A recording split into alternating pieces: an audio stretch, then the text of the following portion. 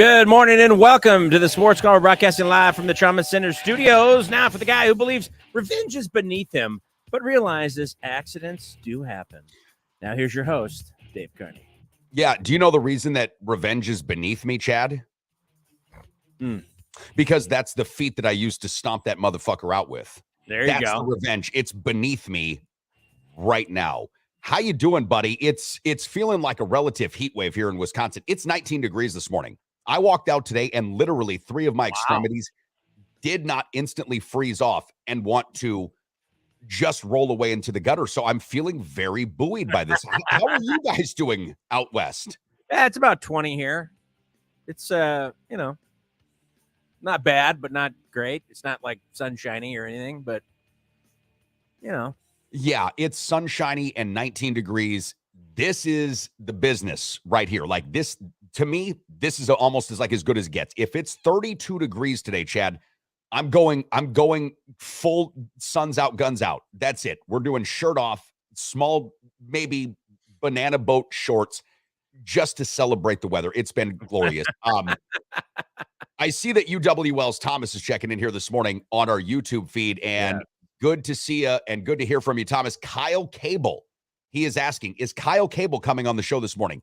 Yes, he is. So Kyle Koelbl is the official real estate partner of the Sports Carnival. But Chad, as we have heard from a couple of different UWL coaches, most recently Mike Schmidt yesterday, previous Matt Janis, Kyle Koelbl was like a multi-purpose football player, played some special teams, played some defense. He's also a hell of a sports bettor. So this morning at about 8:30, we'll be joined by Kyle Koelbl, One Trust Real Estate, talk a little bit about what was a monumental success for me in real estate. Kyle sold my house in 2 days.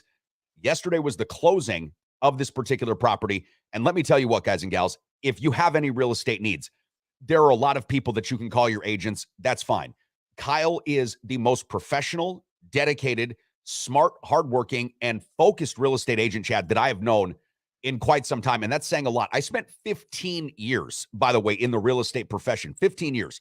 And Kyle is right up there with the tops of all of the professionals that I've worked with.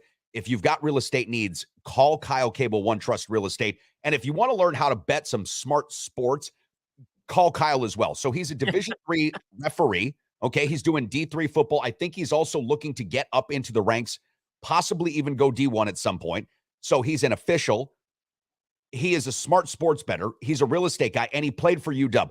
We got really lucky with Kyle Koelbl as a portion of this program today. We really did. It's going to be a lot of fun. I'm looking forward to you guys meeting. Yeah, I'm looking forward to meeting him as well. And we have some people checking in with us this morning. Facebook user saying that must have taken 15 minutes to button up that shirt. No, this is a sweater. Dave? This is a sweater. Hooded in the back, pulls over in the front. This is called fashion forward, also simplicity. I got out of bed, put on my best pair of joggers, a little sock action, threw this over, boosh. There we go. As Chad would say, boosh. There we go. So it didn't take 15 minutes. It took 15 seconds. Pre-button. Pre-button. Absolutely. Okay. Now, the surprising part is it could fit my enormous head around the hole opening. That's deceiving, though. It does look like it might have taken 15 minutes Thank you. to do. But or that you're in like an admiral in the Navy or something. I'm not sure. Well, it's funny because I thought that my nickname should be Admiral. It didn't ever stick. And thank you to Jeff Schneider from Schneider Tax and Accounting for bringing us that particular comment. I felt like I should have been Admiral, at least a midshipman.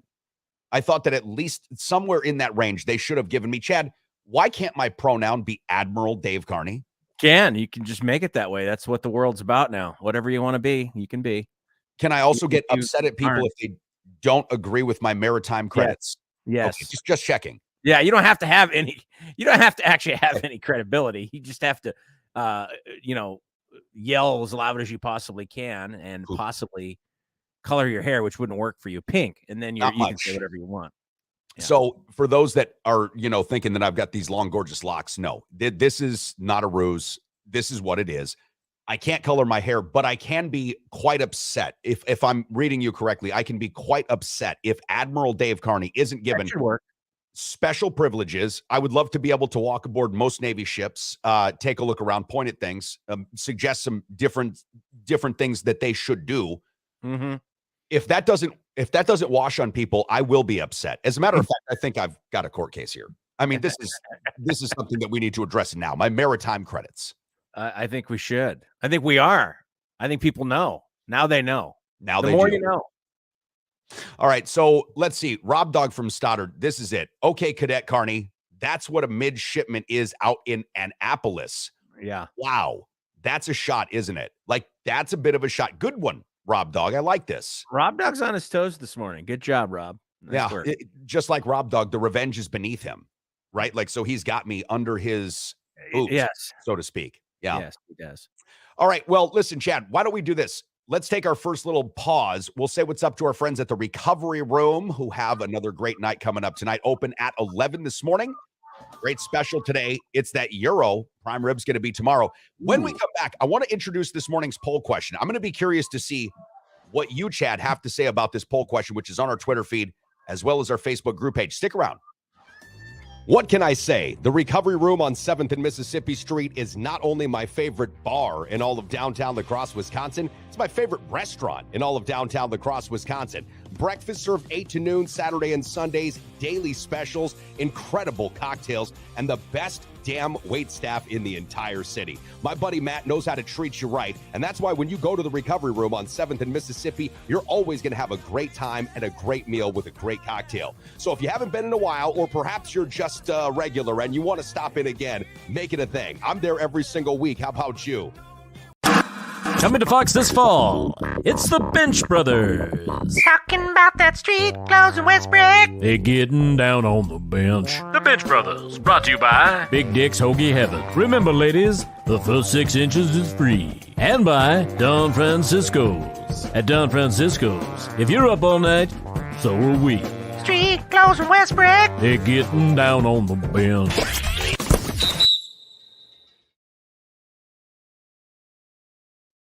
Live from the Trauma Center studios, this is the Sports Carnival. Remember, don't take yourself so seriously. No one else does. Here's your host, Dave Carney. Yeah, good point. Good point. Don't take yourself so seriously, Aaron Charles Rogers III, Junior, Esquire, PhMD, because it's just life and it's just a game. It's football. Chad, if you were to answer this morning's poll question honestly, at the Sports Carney on our Facebook group page, barring his retirement, put the retirement aside, who would you rather have as your quarterback, Tom Brady or Aaron Rodgers? You mean all time or right now? Let's even go with right now. We could go all time. There's a number of ways that you could look at this. Even right now, who would you rather have as your quarterback? Aaron Rodgers, right now. Okay. All time, obviously, Tom Brady. I think Tom Brady, you could definitely tell that he tailed off at the end here. I mean, I know that Aaron Rodgers didn't have a great season, but I am going to contribute a lot to that, to the thumb. Maybe some ayahuasca hangover. I think ultimately his mechanics, his arm, and all of that, I think it's still there. Is his desire to continue to play, his desire to be in Green Bay, it's still there? That's questionable. But to me, and we both commented on this, outside of a few games, and you can't look at his numbers because it's deceiving. Tom Brady just wasn't the same Tom Brady. No. I mean, I don't think he really has been in the last 2 years. Outside of the Super Bowl that he won, 3 years ago or whatever it was. But, all time, you obviously have to go with Tom Brady. Yeah, it's an interesting question. And we have 2 different poll results on our Facebook group page, Chad. We're 71-20 something because Angel from Las Vegas, as a matter of fact, old friend of the show, added in somebody honest as another poll question. She's a new group member, so she gets to add another option. But it's 71-20 something Tom Brady. On our Twitter feed at the Sports Carney, 67-33 Aaron Rodgers. When you look at Tom, and this is why numbers can be deceiving. When you look at Tom Brady's numbers this year, 4,629 yards, 25 touchdowns, 9 interceptions. He also got his team to the postseason. Rodgers didn't come close to those. I mean, he came close to the touchdowns and interceptions, but for Rodgers, he threw the most interceptions that he has thrown in a fully healthy season in over a decade. Right? His touchdowns were way lower than they were, and the passing yards weren't comparable to Brady's. A lot of that is window dressing, as we know. The Buccaneers played from behind in many games. He was throwing the ball a lot, and he's got deep threats that are established wide receivers, Mike Evans particularly. So you can kind of see where that's going. Julio Jones was on that team. But I agree with you. Tom Brady did diminish. The reason that I wanted to pose this question this morning is this. is Tom Brady's retirement is now shocking the NFL world. I mean, you can't get fucking away from this thing. That's all there is on TV right now and all there is on sports media. I don't know why it's so shocking, but I don't know. He played 23 NFL seasons, right? Like George Blanda, who was primarily a kicker, played 26 seasons. I think Gordie Howe might have played 26 NHL seasons. Vince Carter played 22 NBA seasons. He's in rarefied air with the longevity that he's got. But I'm surprised about how many people are asking, essentially, in one way or the other, for Tom Brady to stop this retirement nonsense and come back to football. He's still got so much football left. I don't see that. And that's why this morning I don't either. Question. I thought it was over for him after the Super Bowl in Tampa Bay. He was brilliant that year. 5,000 yards, nearly 50 touchdowns, and a Super Bowl. Slow clap. You walk off the stage, exit left, holding your hand up high. Why would you? Crowd. Yeah.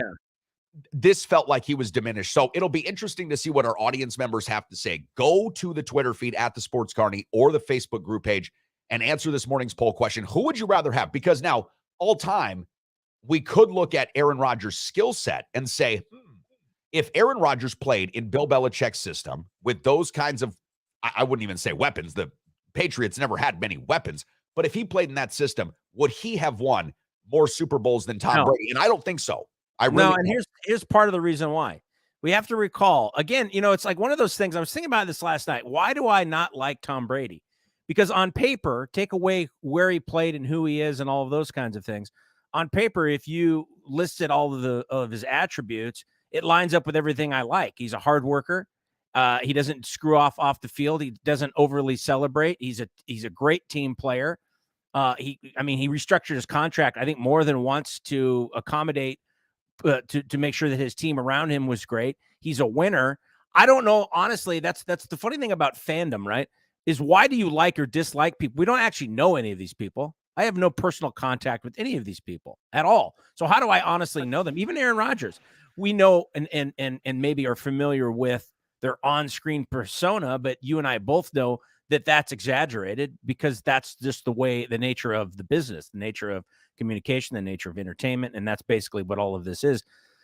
So going back to your question with Aaron Rodgers, if he was on the Patriots, I just don't think he has the same type of character and personality to fit in with Bill Belichick and be willing to restructure his contract and be willing to take a step back. And honestly, that's part of the reason why Tom Brady is as great as he is. It's the intangibles. It was the same thing with Joe Montana. He doesn't necessarily match up with all of the greatest mechanics and the greatest arm and all the different things that you look for when you're going through one of these combines. But I will remind a lot of people, Vinny Testaverde did, and look at his career. So he threw a great spiral, though. Just unfortunately, it was to the other team a lot of the time. Vinny Testaverde is still the best quarterback in Browns history, though. That's the sad part. He's still the best quarterback. He played Tampa Bay. He played with Tampa Bay. He did, but didn't he play also for? He might have played with the Browns. Cleveland Browns. I believe he did. And I still think that he was probably the greatest Cleveland Brown quarterback of all time. So I was watching some news show yesterday, and I can't recall which one it was, and I probably wouldn't tell you if I did because it would be giving credit to somebody else. It's not the point. But Peter King, formerly of Football Morning in America with Sports Illustrated, he's been with NBC Sports last couple of years. Most all of you that follow football know who Peter King is. He was asked a question, when did he understand, as Peter King, that Tom Brady was going to be the GOAT? And he said after his second Super Bowl. So that was in Tom Brady's third year, right? I want to say that they won their second Super Bowl in his third year because he won too early. They took a long time off before they started really winning again. But Peter King said that after that second Super Bowl, Tom Brady, to the general manager of the Patriots because he was going to be due for some incredible bonuses and some incredible financial gains based upon where he was at and where he was going. He said, listen, I don't want to take the most money. Put me in at whatever the figure is, okay, the 18th highest paid quarterback. But you have to do one thing for me. I'll always take less money if you spend up to the cap. Like you have to spend up to the cap every year. That was the agreement, essentially, from what Peter King said about Tom Brady and the Patriots that changed Peter King's mind from this guy is a good player. I mean, a really good player to he's going to be the GOAT. And he said he had a hard time, Peter King, making it a non-football discussion. But that was the discussion that ultimately changed Peter King's mind into like, this guy is going to be great because, like you mentioned, the intangibles. It takes Bernie Kosar, good call. That That's is who right. I didn't want to correct you, but yeah, I think that's okay. Well, you guys were right. I was thinking of somebody who all drank. good. It's all Bernie good. Kosar, Vinny Testaverde. You're right. Bernie Kosar. So what you're saying goes back to what I was saying is he was willing to sacrifice to make the Yes. team around him better because ultimately he knew Yes. what really mattered was winning, and he put winning Yes. above everything else. And I think that is one of those intangibles that you really can't see on a stat sheet. So a lot of times when we nerd out and we look at all of these different metrics, and those are great and they do help, it's not always the end all be all. I actually think a decent question would be, out of all of the GOATs, if you were able to have a consensus of all the GOATs of all the different sports, who's the greatest GOAT? Is it Tom Brady? Is it Muhammad Ali? Is it Michael Jordan? Is it Willie Mays? Is it Wayne Gretzky? I mean, when you look at all of the sports, American sports mainly, and you think of GOATs, is Tom Brady, is he at the top of that list? Well, you could make an argument that he is. You almost have to put him up there right now because with the passing yards, 89,000 plus record in the NFL, touchdowns, 649, if I'm remembering correctly from our graphic yesterday, all-time best. Playoff wins, all-time best. Playoff yards, over 14, 15,000, maybe it's 18,000 playoff yards. Every record that there is in football, he has. And some of those, the passing yards may get challenged. I don't know because the league keeps changing to an offensive league. So we might see that passing yardage get challenged. But I don't think that the playoff wins or the Super Bowls ever will. We're talking about 10 appearances and 7 victories. The amount of focus, dedication, and overall fortitude to get to that point again and again and again is something that I don't know that we'll see again. And Jeff Zelke was checking in here on our YouTube page, Chad, and you had the comment up earlier about Rodgers and Tom Brady. Jeff, you're exactly right. And that's what P12 Foreman mentioned to us yesterday. Rodgers will not, under any circumstance, retire now. No. You can't do that because Rodgers would look like he would look like Dad was up there getting his Hall of Fame plaque and he was waiting for what? And then can you imagine seeing the really bad busts of these two guys, which the Hall of Fame is like notoriously bad at making these, busts look like these dudes. Yeah. But can you imagine seeing the two of them? I'm like, it would be so embarrassing. It would be like if Aaron Rodgers had Matt LaFleur as a coach. He would be like a cuckold.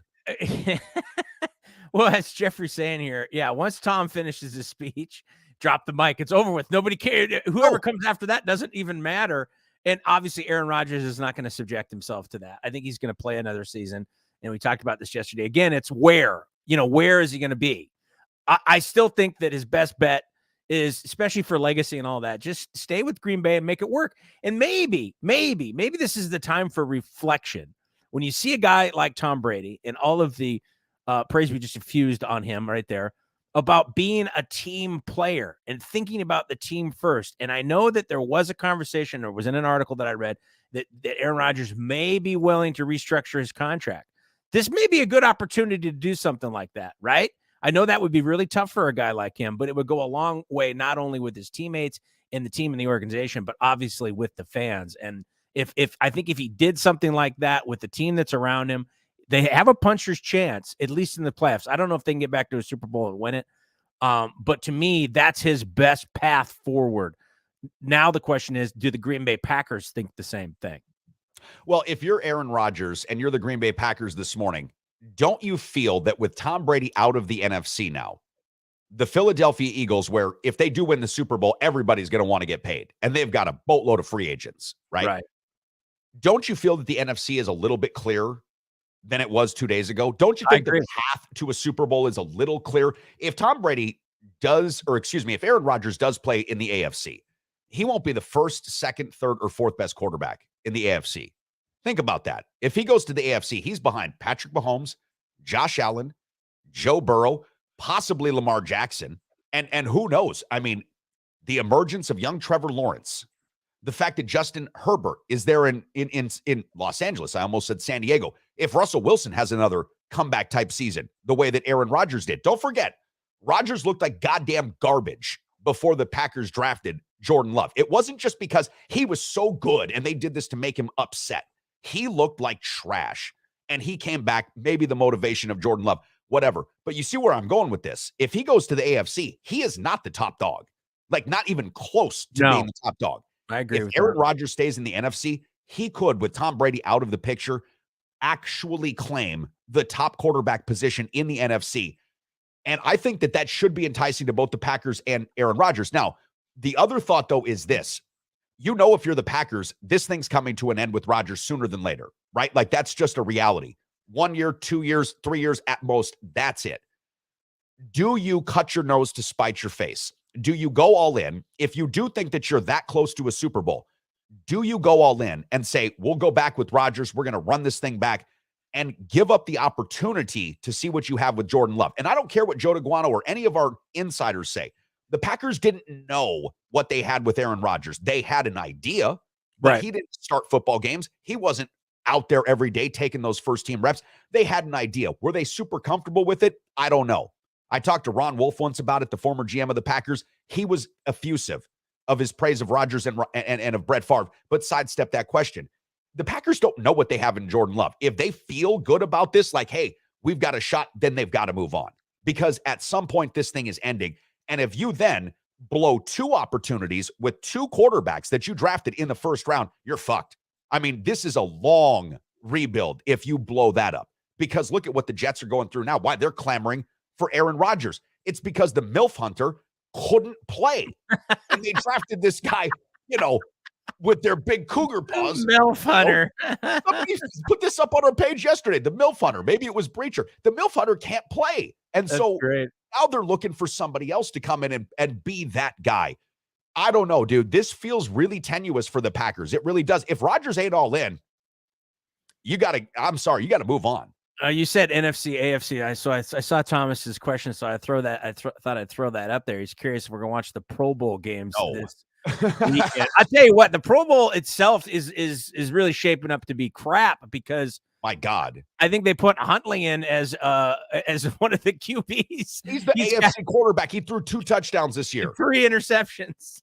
2 touchdowns. That's the fewest touchdowns thrown by an NFC quarterback in the Pro Bowl since 1970. And Jared Goff is also one of the quarterbacks. I don't know. I think it's going to be somewhat of a moot point. Why? Derek Carr is the quarterback here. Yeah. And he's going back to Vegas. He famously trolled Vegas yesterday, like, hey, maybe my invitation from the last few years got lost, and this is how you guys are making it up. See you soon, Vegas. So I have seen reports of the speculation of him possibly being the Jets quarterback. I could possibly see that happening. Sure. Of course, I agree with you on the Aaron Rodgers situation. I don't think he will not go to the Jets. He will not allow himself to go to the Jets, whether he has to retire or not. I don't think he will. I feel that too. I mean, if his hand is forced, I mean, maybe, but I just don't see it happening. But I could see Derek Carr with the Jets. I think that he might fit in there. And I actually like Derek Carr. I think Derek Carr is a decent quarterback. I think he's just been in a kind of a tough situation, in my opinion. He's been in a horrible situation, and the Jets are a team that obviously will have interest. I think the New York Giants, despite what they say about Daniel Jones, I think they'll have interest. There will be a few teams that have interest. You know what I was actually thinking about yesterday, though, as far as Derek Carr is concerned, is this. Where did he play his college football again? Oh, Fresno State. Okay. Fresno State, yeah. You know what's not too far from Fresno State? San Francisco. And if you're the 49ers and you do not know what Trey Lance is going to be, maybe he's good, maybe he's not, maybe he's back off injury. We don't know. Brock Purdy will not be around for 6 months or more because that's a Tommy John surgery. It's going to take him that long to recover so he can go back out there. And Breacher, you're right. He does deserve, Derek Carr, a medal for staying with the Raiders so long. He's been the best Raider quarterback, I mean, statistically of all time. Statistically, he's been the best Raider quarterback of all time. Rich Gannon had a better couple of seasons with the Raiders than Derek Carr has ever had. I'll take Kenny Stabler. I'll go way in the Wayback Machine and take Kenny Stabler. Fair enough. Fair enough. I like the snake, so that's just me. Wow. You like the snake, huh? I don't mean it that way. That was what his nickname was. That sounded gay, but yes, you know what I'm saying. You know, a little bit, but that's all. It's fine. Listen, I'm living with a Confederate bleep. So, I guess my thought was this yesterday with San Francisco, because I heard people just waxing poetic about their team, but how injury prone they've been at quarterback. And they have. Yeah. Nobody's been more injured at QB than the 49ers over the last 6 seasons than San Francisco has been. What if Derek said, on a 1-year basis, I'll go to San Francisco? Because, you know, at that point, if they want to move on and he's not good by week 13 or week 14, fine. You know what you've got in these other guys, or at least you're going to get there with Trey Lance and Brock Purdy. But that's an idea for me that may actually fit. He goes there. He's got a great defense. He's got running game. Yeah. I don't know if there'd be a terrible landing spot for Carr. I think he's a good quarterback. Is he great? No. But he's a good quarterback. He's better than anybody Houston has. where did Aaron Rodgers go to college? He went to Cal. Yeah, that's true. I know I've seen people speculate the same thing because, yeah, the 49ers are kind of like it's feast or famine, right? You went from, wow, oh, my God, we've got Mr. Irrelevant, our third-string quarterback kicking ass. Everything is great. And, yeah, now we may have a little bit of a quarterback competition, and that's good. These things are all good to have. And now he's injured. It's going to be out 6 months. Obviously, you've invested a lot in Trey Lance, but you don't really know what you have, what you got coming back. There is a lot of question marks there. You might need that stopgap. That's not a bad idea. I don't know if the Aaron Rodgers thing would work because obviously there'd be trades involved and all that, but the Derek Carr thing could actually happen. And as you said, let's say that by week 13 or 14, it's looking good. Then maybe he stays there. Maybe he sticks there and they move on with some of the other guys that they have in their lineup. I don't know. That's an interesting take. I would be all right with that. As a 49er fan, I'd be all right with that. Again, I like Derek Carr. I think I liked him when he was at Fresno State. And I think, again, he's been put in a tough situation. So it's really hard to gauge how great he really can be. Totally. And even this season, all due respect to Josh McDaniels and the Raiders coaching staff, they moved on for a reason that was not necessarily Derek Carr related, right? Like Derek Carr's contract essentially is what got them to move in the last couple of weeks to Jarrett Stidham. Derek Carr was fine this year. The Raiders didn't lose games really because of their offense. They were scoring points. They couldn't stop anybody, especially in the second half. They were just collapsing in the second half. And that was John Gruden's thing too. He would have a great first half of the season, falter in the second half. Listen, I'm not trying to say Derek Carr's a Hall of Fame quarterback like Devontae Adams sort of let slip when he went to the Raiders, saying that he had played now for 2 Hall of Fame quarterbacks. I'm not suggesting that Derek Carr's a Hall of Famer, but he's better than the replacement on a lot of different teams, right? So if you're war, if we're going to use a baseball term, I know Rob Dogg's jonesing for some baseball, but if your war with Derek Carr is greater than 3 games over Trey Lance, you take Derek Carr. Like if the win above replacement is 3 games, you take Derek Carr, even if it's for just a season, because then if you're the 49ers, and I guess the Jets could be players in this and so could the Giants, I don't know. If you're the 49ers, what you really kind of want is a stable of quarterbacks because judging by recent history, one of these fuckers is getting injured. Like you might need 4. Yeah, you might need 4. And if Derek Carr's willing to play, like let's say a 1-year deal for $25 million guaranteed, which really in NFL terms, that's nothing for a QB. If Derek Carr comes on a 1-year, $25 million deal, and I don't know their full cap structure, but I bet they could make that work. I think it does give Trey Lance a reason to breathe a little easier because who knows, maybe they use Trey Lance like they used Colin Kaepernick when Kaepernick was a rookie and Alex Smith was the quarterback. Kaepernick didn't play every snap, but there were situations in which he came into the game and dude, he was devastating. When you have to prepare for Alex Smith and Colin Kaepernick, you can't. That's why it worked so well, especially at the beginning. So maybe you work Trey Lance into that sort of like you did with Kaepernick, see where it goes. And very well, the trajectory may be the same. Alex Smith, Derek Carr, they move on from him. And then they've got this young rookie or not rookie, but an up and comer who is still athletic and can do some things. I don't know. Looking at the 49ers, though, it feels like they have been very unlucky at quarterback. Everything else is looking real good. You got McCaffrey. You got Bosa. All these weapons. You got a great defense. You're absolutely right. It is really about luck because a lot of these things, I mean, that play with Purdy, that's just, how often is that going to happen? You know what I mean? That exact play. And then with that kind of injury, that it's just unlikely. And it does seem to be happening to the 49ers a lot. And, you and I have talked about this before. Coach Foster used to talk about it, how important the backup quarterback is. And at this point, if you're the 49ers, it's how important the backup quarterback is. I mean, who would have thought? And then you really have to think if you're the 49ers, do we have to have 2 emergency quarterbacks? We got to have enough guys. We got to have 4 or 5 dudes that can throw a football because who knows what's going to happen from game to game. Well, and think about that. Josh Johnson, when he came into the game for Brock Purdy, the game was over. Like that was it. He didn't take any snaps, right? Like during the week, I can almost guarantee you 100%. He took 0 snaps because what? You think Brock Purdy's the 7th round pick, a first-year quarterback. You think he's not getting snaps? He's getting every one of those snaps to keep him ready for that upcoming game. I don't know. It's an interesting situation. Derek Carr is a free agent. Aaron Rodgers is not. And I told this to Joe DeGuano on our Twitter feed at the Sports Carney, where, by the way, you can take this morning's poll question. Who would you rather have as your QB barring the retirement, Brady or Rodgers? I told this to Joe DeGuano. The Packers would rather cancel the fucking franchise than trade Rodgers to San Francisco. They would. There is literally 0 possibility. That's not going to happen. Yeah, you're right. Never it's fun going to happen. Yeah. If they traded Kyle Shanahan, John Lynch, and Trey Lance and 12 first-round picks, maybe they would get that deal done. But I'm still not sure that Green Bay would engage. All right, guys, stay tuned. When we come back, the official real estate partner of the Sports Carnival, Kyle Koelbl, former UWL football player and really smart sports bettor. Kyle Koelbl is going to be joining the program. Guys, stay tuned. This is going to be a fun one. Now more than ever, if you're looking to buy or sell your first home or perhaps an investment property, you need a full-time dedicated real estate agent who is up to date on all the latest trends and analysis and is ready to give you the kind of service that you deserve. That's why the official real estate agent and the official real estate partner of the Sports Carnival is Kyle Koelbl of OneTrust Real Estate. Whether you're looking to buy or sell your first home or perhaps you are a seasoned investor, call the official real estate agent partner of the Sports Carnival, Kyle Koelbl of OneTrust Real Estate. Hi, I'm Irene, and I care about you. That's why I started Care Packages by Irene, or CPBI. At CPBI, we have a wide range of care packages, from I care about you but don't get too clingy, to I'm completely obsessed with you and you should probably get a restraining order, and everything in between. Because it's CPBI, if you care, we care. Visit us online at carepackagesbyirene.omg.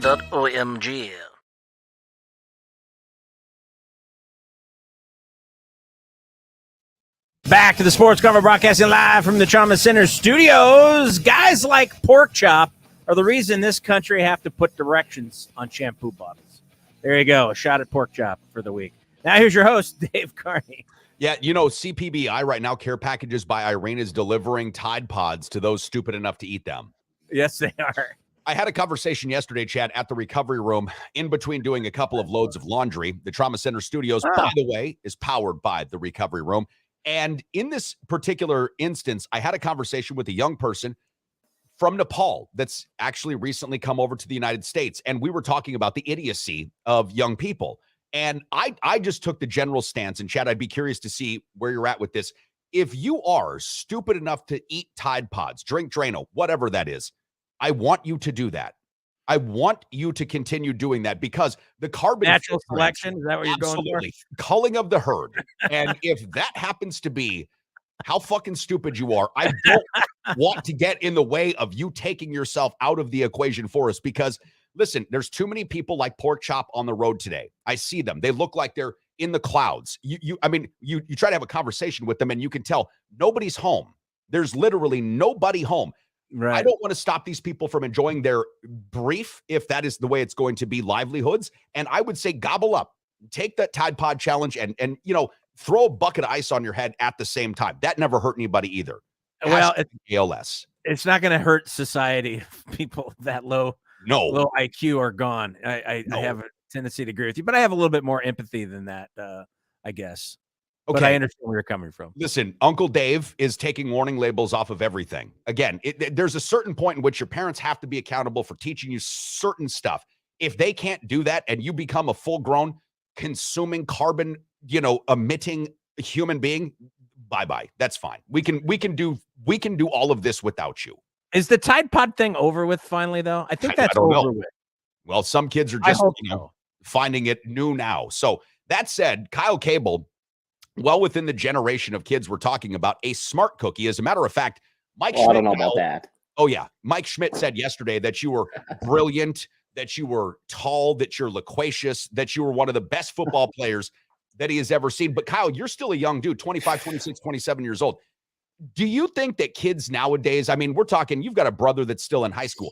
Do you think they're losing their ability to cognitively discern between like a cookie and a Tide Pod? Or is this something like, as Chad mentioned, has completely passed over us as a society? Dave, you never fail to pull things out of left field and me think, where is Dave coming from right now? And first of all, let me set the record straight from whatever you were just saying about Coach Schmidt. Anybody I played with, including the coaches, know that I was a Swiss Army knife and I played special teams and was our nickel DB. So I won't take any fame for being this supreme athlete on the football field in college. Well, listen, but enjoyed my time, and I would definitely not be where I'm at today if it wasn't for guys like Coach Schmidt, Coach Janice, and everybody I played with. So Okay.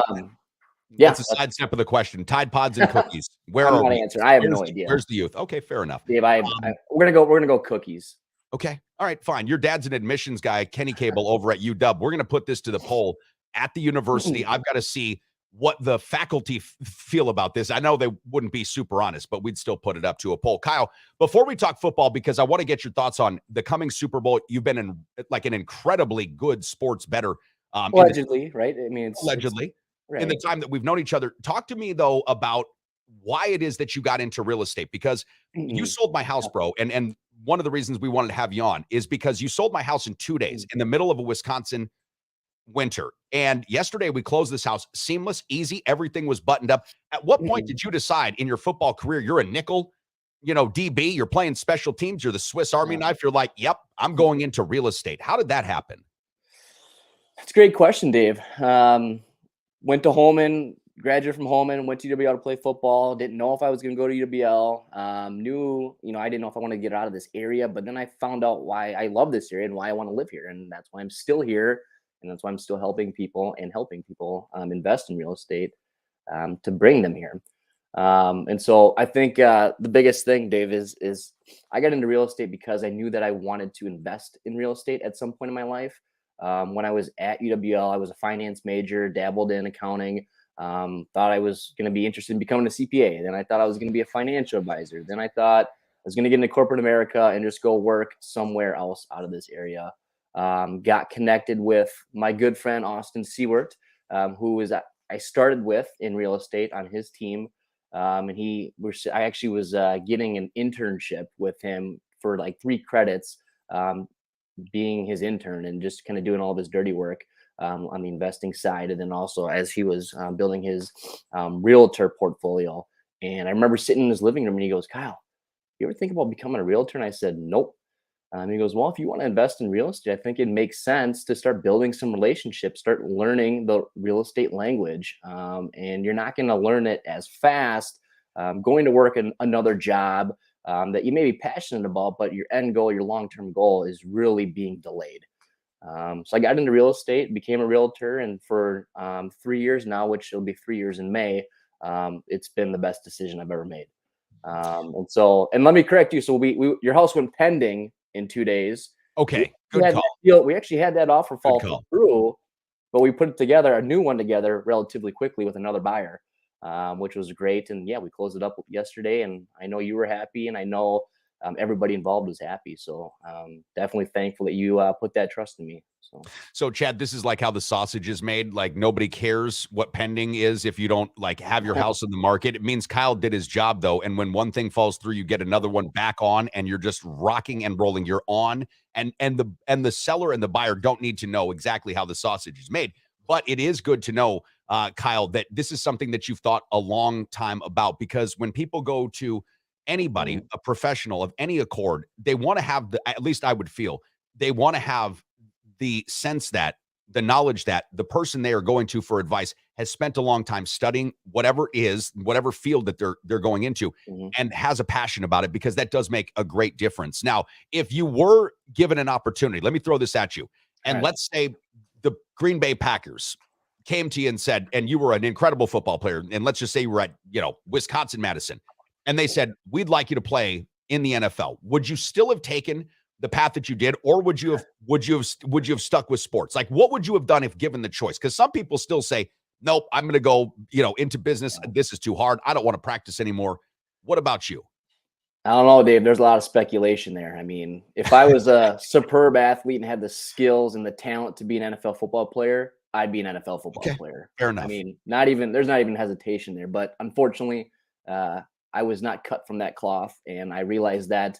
Everybody in high school, right, when they're playing in high school and they're one of the best players on their team, they're like, "I'm going to the NFL. I'm going to be the best player.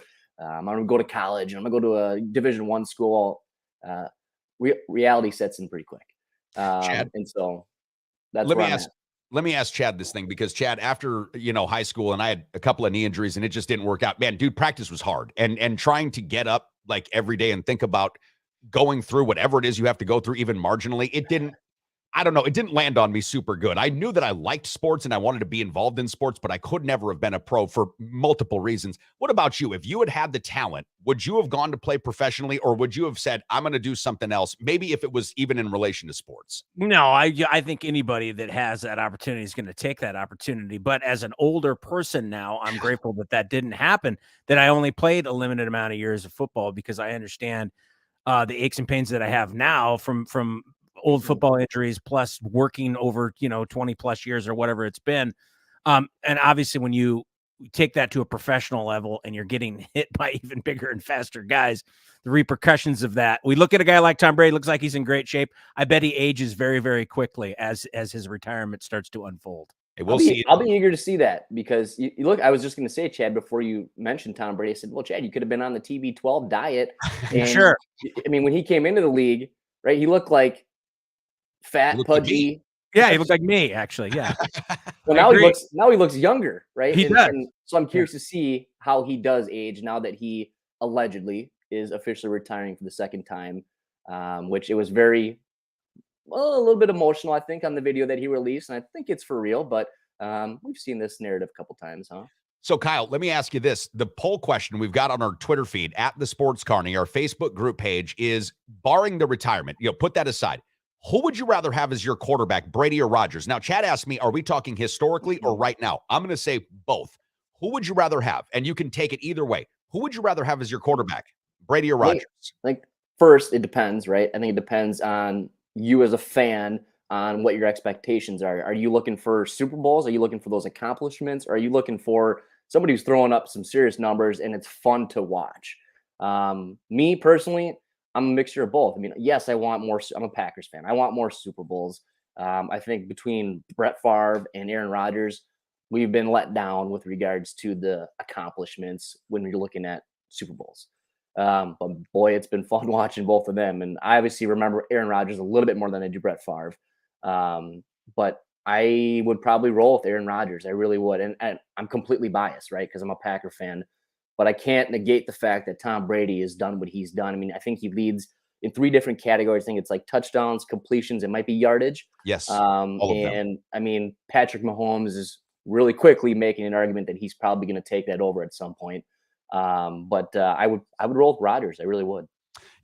Chad, and I think you brought this up earlier, when you look at the current situation, recency bias is a big deal. Tom Brady does look like he's a diminished quarterback. Aaron Rodgers, outside of the thumb injury, was still able to win football games for the Green Bay Packers. Like, this is something that he was still able to do. Now, I realize they both had the same record, and Tom went to the playoffs and Aaron didn't. But I do think that right now I would take Aaron Rodgers. Now, over a career, I don't think there's really much of a debate for me, guys. I would take Tom Brady as an overall career, just because. I mean, and we can look at the NBA. LeBron James is reaching incredible heights right now, 4th in assists, 4th in triple doubles. He's going to pass Kareem in 89 points. I would still take Kareem over LeBron. If you told me today I've got the choice and they're both rookies, who am I taking? I'm still taking Kareem. Take the taller guy. That's a no-brainer. It's the NBA. And if you knew what you know going into it, you're like, it's Kareem, 6 MVPs, 6 championships. The guy was unstoppable. And I would love to see what he did without actually getting hard fouled. That would be very interesting too, because if you just let Kareem run around, I don't know. I mean, we might not ever be talking about a scoring championship. So for me, it would be Brady long-term, Aaron Rodgers in the short term. Kyle, let's pivot then to what the short-term goal is for the NFL. Completion of the Super Bowl, crowning a champion for 2022, 2023. I really like Cincinnati minus the point. We talked about this just yesterday. I thought they were the better team. I thought they got a bit jobbed in Kansas City. Look, you can't cry over spilled milk. It is what it is. Burrow threw 2 picks. That is the determining factor in my estimation. But we're looking at a Chiefs team who is good, but I don't know if they're great. Patrick Mahomes is great. I don't know if the whole Chiefs team is great, but they are very, very good. Versus an Eagles team who is loaded at every single position. Defense has got the best sack rate on 3rd down since the Bears in 85. The offensive line, best by grade in the NFL, according to Pro Football Focus. Jalen Hurts is playing incredible, 16-1 when he starts. Who do you like in this matchup and why? Boy, there's a lot there that we could spin off of. I want to get to the officiating before we cut out here. But who do I like in the Super Bowl? I think it's tough. I think that Eagles football team with a Jalen a Jalen Hurts led Eagles football team, I think it's a different team. And we saw at the end of the day when Gardner Minshew was playing, and it just didn't feel like the same team that we watched the whole year. So if Jalen Hurts is as he's been the last couple of weeks here, I like the Eagles. I mean, you can you can say all you want about the dynasty of the Chiefs. That, I mean, they've been to the AFC Championship game now 5 years in a row. Patrick Mahomes is somehow playing on a high ankle sprain, which is beyond me. I mean, Coach Schmidt will tell you, and Coach Janis will tell you, pretty much every year I was at UWL, I think I had a high ankle sprain on both ankles the entire year, and it's not easy to play. And so I give Patrick Mahomes a ton of credit. Obviously, Travis Kelce has been an absolute stud this year, just been a rock for that offense. And their defense has been solid, and they proved to, stand the test against the Bengals, which has a very high-powered offense as well. But I like the Eagles. I think they're just riding high. Nick Sirianni's got them playing really well. Nick Sirianni is a coach that if you're a player, you want to play for a guy like that. But if you're on the other sideline, you hate that guy. And so I think that I like the Eagles. I'd be rolling with the Eagles on the points. I'm not sure if I'm going to have any paper money on the game, but I'm an Eagles guy. I think this Super Bowl.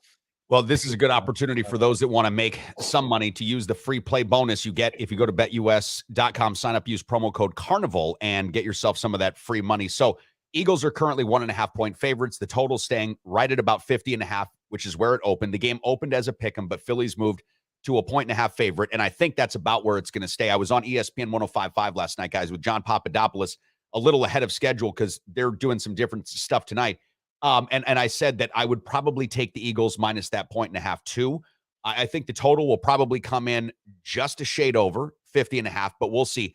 Both of these teams are playing, like I say, good football. I think the Eagles are playing better football. This year in the NFL, I didn't think there was a traditionally great team. I didn't think there was one team that was just that much better than everybody else, which does make a very interesting Super Bowl. But let's go back to the officiating because, Chad, I mentioned this to you earlier. Kyle's also an up-and-coming official, and you've now officiated at a number of different levels. You're in college right now. You're doing some officiating in some college, aren't you? Doing some D3 officiating right now? So I will be doing hopefully a Division III next year, whether it's me on the field or me traveling with the crew. I will be doing that next year. But yeah, I mean, last 2 years I've done high school varsity football. It's been a blast in all my free time that I have, Dave. Started doing high school football, and it's been so much fun because it's allowed me to still be a part of football game that obviously I grew up playing and I love so much. Thought about coaching, thought about even, doing something like that locally, but it's a time commitment, and I don't want to commit to that and not, go play full out per se. So yeah, officiating has been great. In a minute or two, tell us your thoughts about the officiating on that game Sunday versus Kansas City and the Bengals, because this is one of those games that, listen, if you're not an official, maybe you don't have the same perspective as we do as fans. I felt it was a bad beat. What was your take on how they officiated that game? Yeah, I think I wanted to start with this because I don't think a lot of people know this. And so Robert Torbert, who was the white cap, the head official for the game for the Bengals and Chiefs, was in the spotlight. I mean, for the whole game, his whole crew was. And what people don't know, and I heard Gene Steratore and then Mike Pereira say this, that these crews are mended together for the playoffs. So you take a head official, and then you take the best of the best of each position for each official, and you put them together, and you create this all-star officiating crew for these playoff games. And I think the league has that messed up. I mean, you're taking crews, you're mending them together. You should be taking the best crews throughout the regular season, and those are the people that should be awarded those games, because there's something to be said, just like there is with a team, about team chemistry or crew chemistry. So I don't know what the league is doing with that. It's been like that for a while. I mean, it's no new thing, but I just have never understood why they do that. So then you get a guy like John Hussey, who did the Eagles game, and then Torbert, who did the Chiefs game, and they're just kind of working with these people that they've never really communicated with. And so I don't agree with that. But I mean, these guys have been officials for 10 years, 12 years, 15 years. It's not like they're new guys. They know what they're doing. I mean, a lot of these guys were Harvard grads, or they're lawyers by trade or financial advisors, and they're smart dudes. And I just think that they've been ridiculed a lot. And I think that they just kind of need to be taking themselves out of the spotlight. And I think the league can help them do that. Guys, we'll end with this on the official discussion because you brought up an interesting point there. Kyle Koelbl, One Trust Real Estate. If you're unfamiliar with his good-looking face, that's who we're talking to this morning on the Sports Carnival. The officials in the NFL aren't full-time officials. The NBA, Major League Baseball, I mean, I'm sure, soccer probably has some guys that do other work, but those are full-time officials. That's their job. Their job isn't to be a financial advisor and a lawyer. I wonder if they ever change that because of what we're talking about here. And for the most part, I think the officials do a great job on all levels. Like you're talking 95 to 98% accuracy on calls. We're in really good shape with the officials. But when you see a mixed crew, like you've mentioned, miss and or call things that maybe you didn't think should be called, it does bring up that question. Kyle, again, thank you so much for all of your hard work, dedication, knowledge, resources to help get my house sold, making this thing as easy as possible. And thanks for sharing some insight too on the official conversation, because that was something, Chad, that I hadn't really considered. The fact that these officials are cobbled together. It's an all-star game. They should take the best crew. It's like the Super Bowl. Take the best team. It's not the Pro Bowl. Kyle, you're great. Thank you very much, buddy. We appreciate you. Appreciate your support of the show too. Thanks, boys. Appreciate it. Let's do this more often. Let's do it. Absolutely. All right, we'll see ya. Preferred Insurance is the official auto, home, business, flood, and life insurance agency of the Sports Carnival, serving folks in La Crosse and surrounding areas with licenses in Wisconsin, Minnesota, and Iowa. As an independent insurance agency, Preferred Insurance is free to find the very best insurance for you, your family, or your business needs. Call my friends at Preferred Insurance today and set up a free consultation. Remember, working with an independent agency means Preferred Insurance works for you, with you, to find the best solutions at the best prices. Back to the action live from the Trauma Center studios. This is the Sports Carnival. Remember, if your phone doesn't ring, it's me. Here's your host, Dave Carney. I love that. Thank you so much to Kyle Koelbl, One Trust Real Estate, for your support of the program. And thanks for coming on, Chad. Really interesting takes there from Kyle on the officiating situation. BetUS.com, our buddies at BetUS.com want you to sign up today. Use promo code CARNIVAL. Get yourself 125% free play deposit on, or match on deposit, Preferred Insurance, Tony and Brian, there for your auto, your home, your flood, your business insurance, and of course, the Recovery Room, which today has their special, the Euro, spicier traditional, open at 11. Oh, Chad, it's so good. I mean, it's so good. Is this lamb meat Euro, otherwise known as a gyro? Yes, exactly. Okay. It is. And it I comes love with... the first time I had one, I was like, what the hell is a gyro? And they're like, no, it's a Euro. Yeah. And they're like, it's lamb meat. Oh, I don't want to. That's no. And then I tried it. I'm like, holy shit. Okay. You're awesome. Like, give me. Yeah. It's a lamb beef mixture. Like people think it's just lamb. It's a lamb beef mixture. That's what all of it is. Okay. It's spicy or traditional. You get your choice of sides. I'll tell you what. I'm like 12. I get tater tots with this thing. It's fucking awesome. It's awesome. Don't you love as an adult ordering kid food like tater tots? That is, yeah. Can I have some tater tots and mac and cheese, please? Yes. I'm not gonna bullshit you. These are the best tater tots in town. I don't care who knows it or how loud I say it. Great tater tots. So come on over to the Recovery Room starting at 11. Should be a really fun night. We're starting to warm up. It's already 10 degrees here in Wisconsin. I thought it was 19 earlier. It wasn't. It was 10. But we're going to get up to like 19 or 20 today. So it's like a relative heat wave here. I also want to say what's up to Sean O'Neill, the O'Neill Law Firm, 5th Street in downtown La Crosse, the official law provider here of the Sports Carnival. Our good buddy Joe Sampson at Helping Hands Landscaping. If you need help with your snow removal and when the summertime comes or springtime comes, your lawn care, call Joe. Again, I've worked with Sean O'Neill, our official attorney, a couple of times. Also fantastic. Great partners of the program. Breacher saying, Chad, the Recovery Room Euros will make you want to touch yourself. And this is confirmed by Breacher. I have seen him masturbating in public to an actual Euro. And if somebody way ahead of you, Breacher, way ahead of you. Yeah, way ahead of you. Breacher's like, if you have anything to say about me eating this Euro, I'm going to punch you in the face. I don't care if I work with you or not. Totally inside joke. I don't know why you have an alternative. It should be spicy. Who's going original? Just come on. Man up, sack up, get yourself a spicy gyro.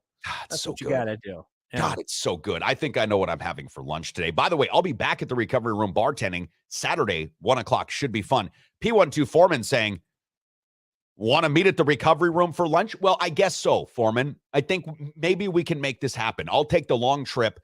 You take the long trip. We'll meet each other right there in the middle at the recovery room. Let me walk downstairs. I'm here. Oh, hello. It's me again. God, they're going to get so fucking sick of me down there. It's just going to be. We still have a place to watch the Pro Bowl this weekend. I don't see how anybody's going to watch that. I mean, when you look at the list of all, here's the thing that really bothered me. Okay, this bothered me and put a doubt in my mind that I like Josh Allen as much as I thought I did. Okay. Because I really am a Josh Allen guy. I thought Allen, I think he's a great quarterback. He seems like he's got the right stuff, right? Has the right attitude. He's playing in a pro-am at Pebble Beach, but he can't play football because he's got a bad shoulder or bad elbow. But yet he can play golf. That's bullshit. Oh, goodness. Well, because those quarterback challenge games are cool if you've got the right guys in it, right? If you got guys I remember one year when I think it was Randall Cunningham chucked a ball like 70 plus yards because they were doing that throw the ball as far as you can deal. And I remember a couple of great, I think it was Favre was in it one year. There's all these guys that are able to actually throw the football. I remember Steve Young back in the day throwing like these skills challenge. And it's kind of cool. They have those, the golf carts that are going by with the targets on it. But if we're seeing a bunch of scrubs, why do I care? Well, exactly. And I think that back in the day when the guys didn't make any money, you go to the Pro Bowl because it's an incentive financially. Not only did you get the trip to Hawaii, okay, let's not overlook the trip to Hawaii where the Pro Bowl had always been, but the financial incentives were there for you to play and compete in these things. This is why, like, if the Pro Bowl doesn't work at a flag football level, which I don't know, if you don't have any quarterbacks that are worth watching playing, I don't know that it works. If it doesn't work at flag football, you need to cancel that thing. Like, you can call them Pro Bowlers, right? You can make a Pro Bowl team because the difference is between a Pro Bowl and an All-Pro is a lot, right? Like the All-Pro is just one or two players in that position in the league. But the Pro Bowl is just an all-star team. If players don't want to play, cancel this thing. That's kind of where I'm at. I agree 100%. Either that or this is another thought I just came up with. And I love seeing Ray Bryant checking in here from Las Vegas saying he just wants to watch the Manning brothers make dad jokes about each other across the field. That might be funny, actually. Is probably going to be worth the price of admission. But here's another idea, guys. As opposed to having like a Senior Bowl or something where you're taking these college kids and you're putting them into a college real, slobber knockle fucking, football game. Let these college kids that are going to be draftees come and play that game. Let them play the flag football game. Let them have the fun. Showcase the next generation of NFL stars. If the current players don't want to play, the ones that we know we want to see, and no disrespect to Tyler Huntley, I thought he was admirable in his attempts this year with the Ravens. Like, that was a tough situation. He's not a Pro Bowler. There's nothing to see here. There's no reason. There's no reason to watch that. So if I'm the NFL, I just want to make it interesting for the fans. I want to make it interesting at least enough for the television viewers, but in particular for the players themselves. If the players don't want the Pro Bowl, don't do it anymore, right? Like, if the players don't want to do it, it's that's kind of what work. And that's why I wanted to bring up the Josh Allen thing. This guy's a star of your league, and he'd rather go play. I mean, I don't blame the guy. I probably rather go play golf too, but it looks bad. I'm injured. I can't play. Okay, that's one thing. And then you go off and nobody knows what you're doing, and that's cool, even though you may be hang gliding somewhere or whatever. But nobody knows that. But when you're on television playing in a pro-am, and they're like, well, were you supposed to be starting in the Pro Bowl? Oh, I'm injured. But you can play golf? Yeah. Come on. Yeah. Well, that's the real difference between golf and sports. That's true. You can't play sports, but you can always go golfing. Like, we sit here and we debate the semantics of golf as an athletic endeavor. No, come on, man. It's a game. It's like darts and pool. I can get wrecked in darts and pool. Those things take incredible skill, geometry, hand-eye coordination, stamina, all of that stuff, right? Like golf. But you're not an athlete if you're playing golf. I'm just saying, you don't have to be. I'm not saying that golfers aren't athletes, because John Denton would tell you some of the best golfers are great quarterbacks and athletes. Sure. But you don't have to be an athlete to play golf. And Josh Allen's proving that right now by not participating in a flag football game. That's the other thing. It's not even a real football game. I'm not even going to get tackled to this one. You know what? Here's the thing. I just don't want to. He says, I just don't want to. I don't want to play in this stupid game. I'm done. My season's over. That's all there is to it. I can't blame him. I can't either, especially after the way that they lost. Okay, so Thomas, UWL Thomas, are we planning to go to a 2-hour show? I'm going to give you a hard maybe. We're working on some stuff, so a hard maybe. And Ray Bryant checking in right before we end, because again, you two don't get a chance to see each other because you're not a social media guy. Says, listen, Chad, I miss work because I'm sick, but I still go play golf. Don't tell Cheryl. That's just my only thought. Don't tell her. You don't need to. We're not going to put you on blast. It's all good. I doubt she's watching, so I think I seriously doubt it too. But now that hurts my ego. Ray, thanks for checking in, buddy. Great to see your name. And listen, to all of you who have chimed in this morning on YouTube, on Facebook, on our Twitch account, appreciate you so much. We'll be back tomorrow morning with more shenanigans here on the Sports Carnival, broadcasting live from the Trauma Center studios. See ya.